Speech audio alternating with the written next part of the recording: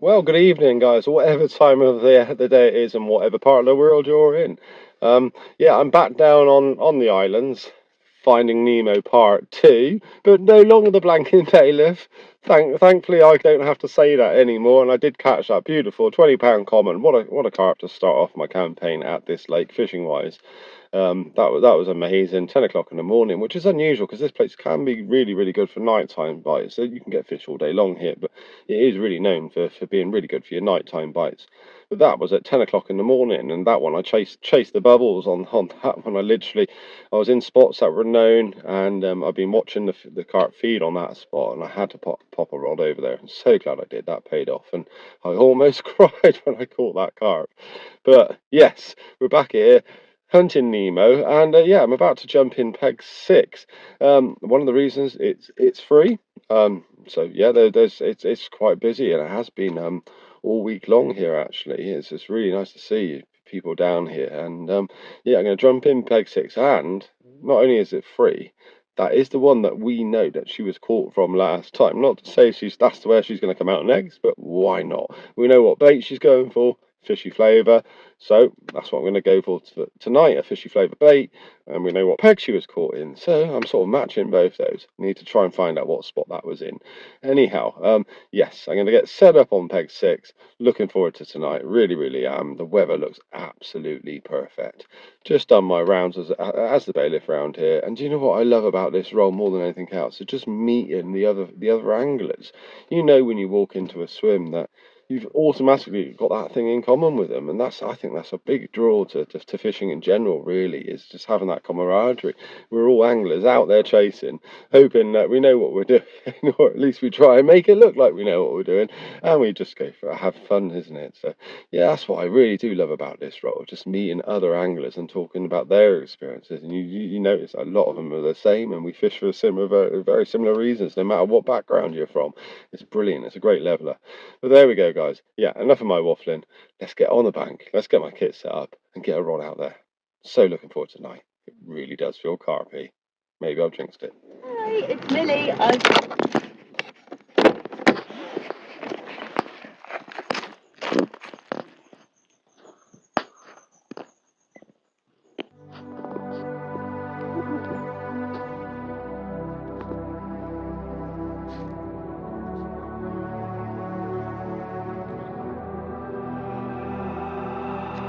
All the ducks are swimming in the water. Just get out my swim, would you? And get fishing.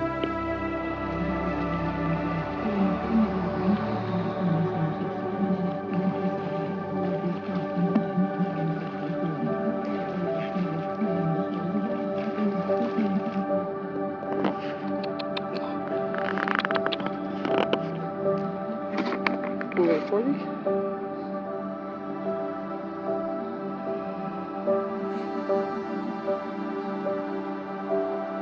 Mr. Robin.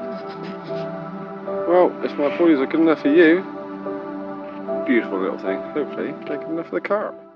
Well, that was a really beautiful moment just then. I haven't sent. Well, I have actually. I've got one rod. Well, yeah, I keep doing that. We'll put one rod out there on the float. We are trying to, like I said, I think I said in the last video, we are trying to get rid of some of the smaller ones in here. Yeah, if you put anything that's sort of 4 or below into the keep nets provided here, that'd be awesome. But yeah, we're trying to get rid of the small ones. So I've got one out on the float right next to my thing. I really do like float fishing. Up the game a little bit because there are bigger carp in here, so I need to be aware of that. So I need to be prepared in case a bigger carp goes for that I can deal with that if it happens. But yeah, I've got one on the float, targeting the little ones if I can, get rid of some of those, so keep the bigger ones in here. And the other two I haven't sent out yet, but what a beautiful moment, having that robin literally on my boilies. I made my own boilies. I'll tell you about that a little bit later in the on the video, but yeah, I made my own boilies, and if they're good enough for the robins, hopefully they're good enough for the carp. Now I have done a lot of research, and yeah, I'm hoping that these boilies pay off. They're kind of very similar to how the house pellets are in here, with a fishy flavour. Added some extra amino acids and some vitamins and stuff. Really good for the carp. But yeah, the robin took it. So yeah, I'm going to send out my other two rods now. One out. Actually, I'll spin the camera around. One out in the bay there, but not right in the bay. I've been watching bubbles sort of if you were to draw a line like a dam across the entrance to the bay there, let's just zoom in a little bit. Yeah, almost where the shadow is, but a bit closer. Where that little shoal of ducks, damn ducks. Yeah, I'm gonna put one there and one in the margin just there. There. And there's my float. How exciting. Let's get these rods out there.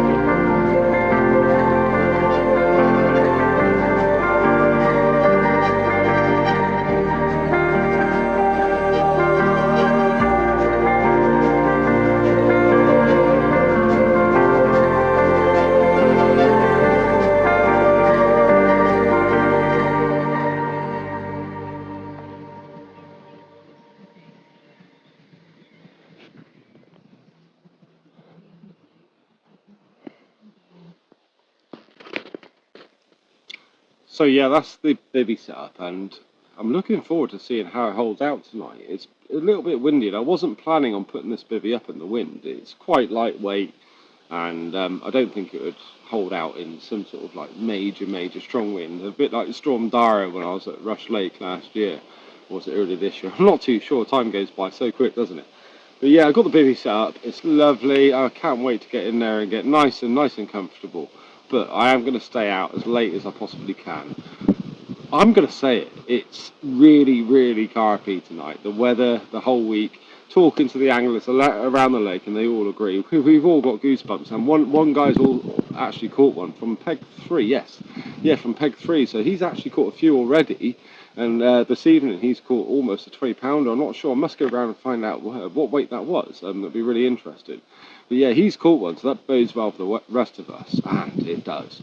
That air pressure's dropped, and I love the way that the guy in the swim next to me said, yeah, when the pressure drops, the carp are happy, and that really is true.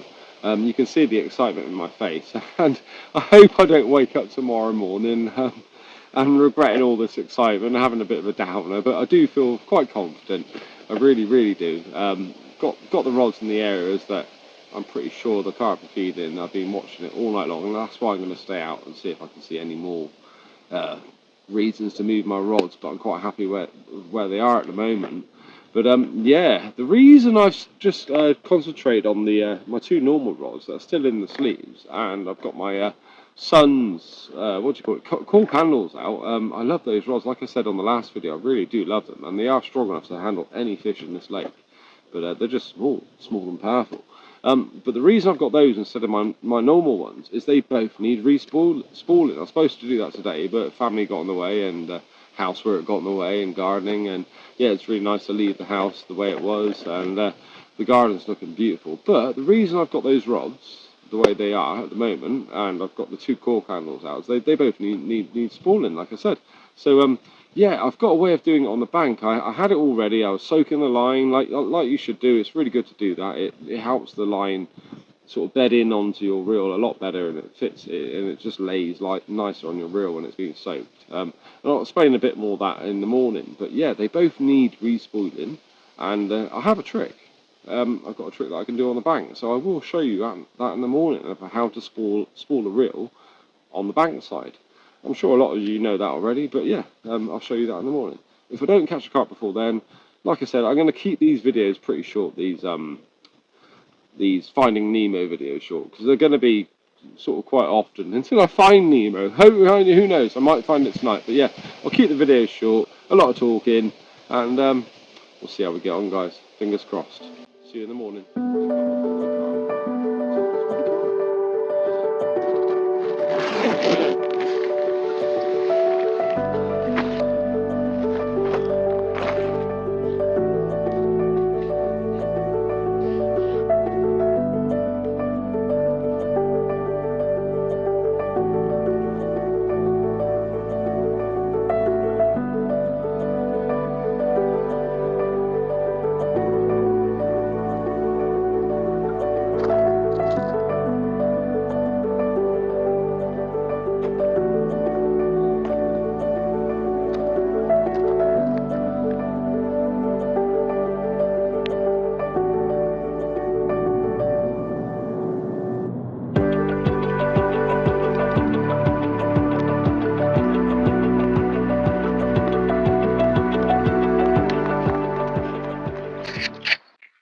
Good morning, guys. And yeah, that was a biteless night, unfortunately. I fought with that downturn in air pressure. I got really, really excited last night. I did say, I hope I don't wake up in the morning and regret getting all excited. But you can't help it. It's why I go fishing. I get goosebumps every time I think about go fishing. But yeah, no bites at all. So I've been watching the lake again this morning. Seeing fish crash everywhere. There's fish feeding everywhere. I just need to get them on my spots, I think. I'm going to rebait. Tied some more mesh bags up. These are simply boilies and a bit of a pellet in there. There's not much in there at all. Probably about 4 or 5 boilies and a sprinkling of pellet.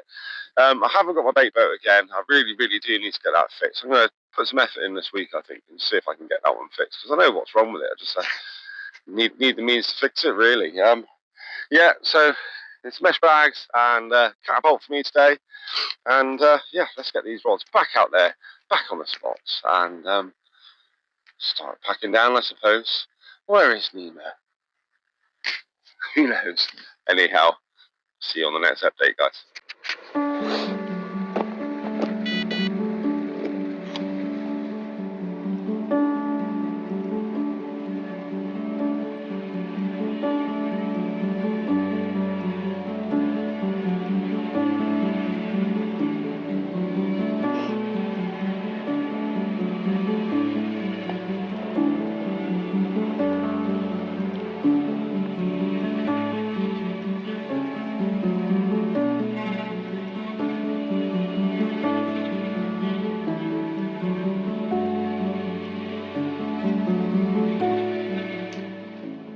Yeah, so I really, really do have to start the pack down process. I've only got an hour left here.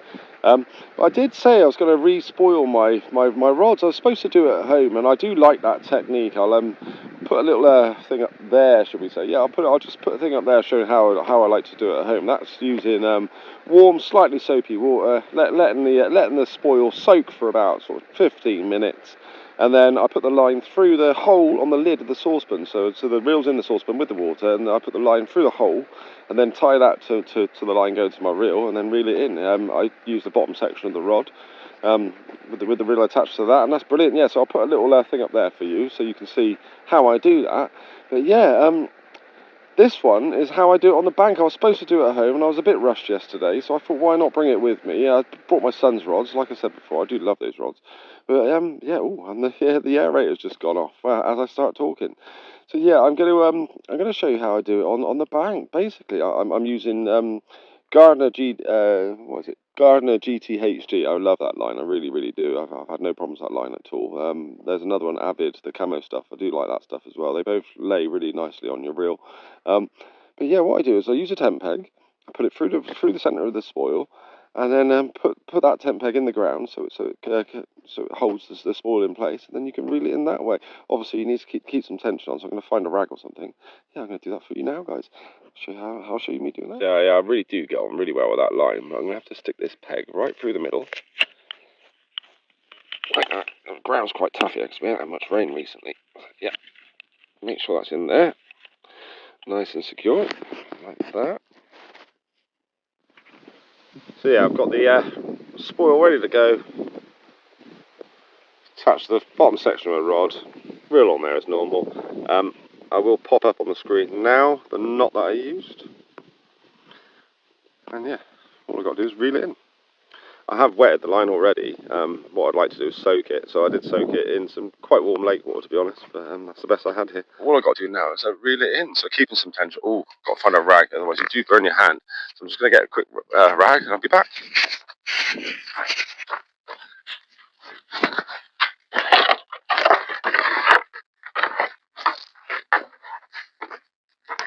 So yeah, I'm just going to wet the line a bit more. I'll wet my spoil. It sits on, lays a lot better when it's been wetted.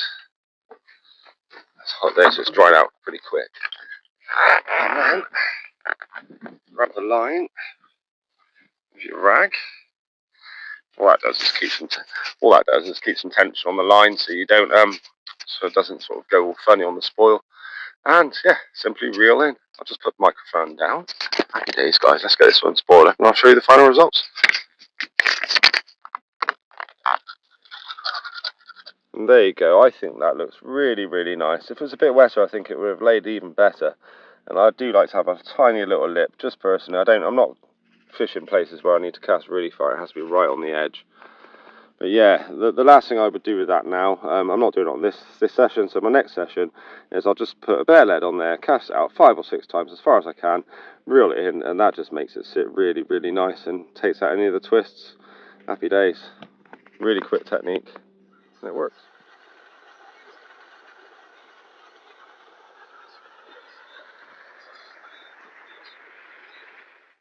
Well, guys, yeah, it's still very, very quiet bite-wise, but a couple of other guys have had some over the night. It's been really nice. Yeah, one of the guys had a 21-pounder from just peg 3, I believe. Yeah, it's peg 3.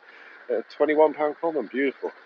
So, yeah, unfortunately, still no bites, but I thought what I'd do is show you around these pegs. Well, I'm in peg 6. There's nobody in peg 7. There's a lovely little path, so I'll change the camera angles and give you a little tour of the 2 pegs connected. Nice.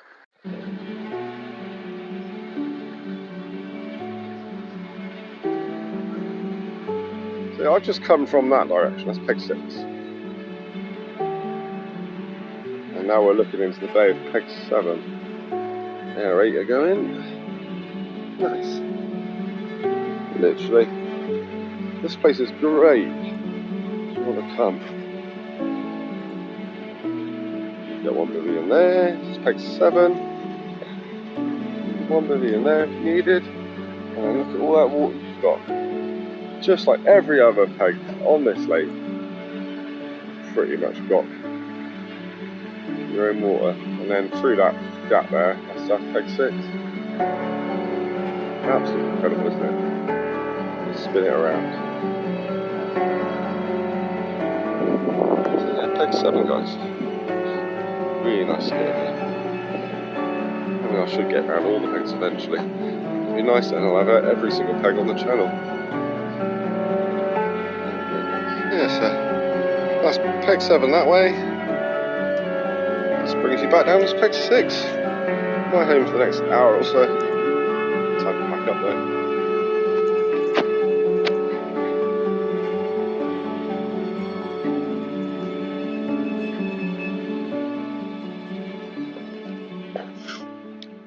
Well, that's the end of this episode of Finding Nemo. I hope you had a nice little tip with that reel. I hope you enjoyed looking at this swim and the one next door. Yeah, I'm going to be down here quite a lot, so yeah, I'm not too worried. Nemo's still in there, so are all the other beautiful fish. Let's not forget about them. I will bring up some of the other fish and some information on the next time I'm here. I'll bring you some more information, some of the other target fish that you can go for in here. But yeah, for now, Nemo gets to rest easy. Maybe one of the anglers will be lucky enough and she'll grace their net. But yeah, I'm going to sit down. Whew, got a bit of a dab on. It's not as hot as it was last week, but it's still warm. British summer. And yeah, time to go home, guys. See you on the next video. Thanks for watching.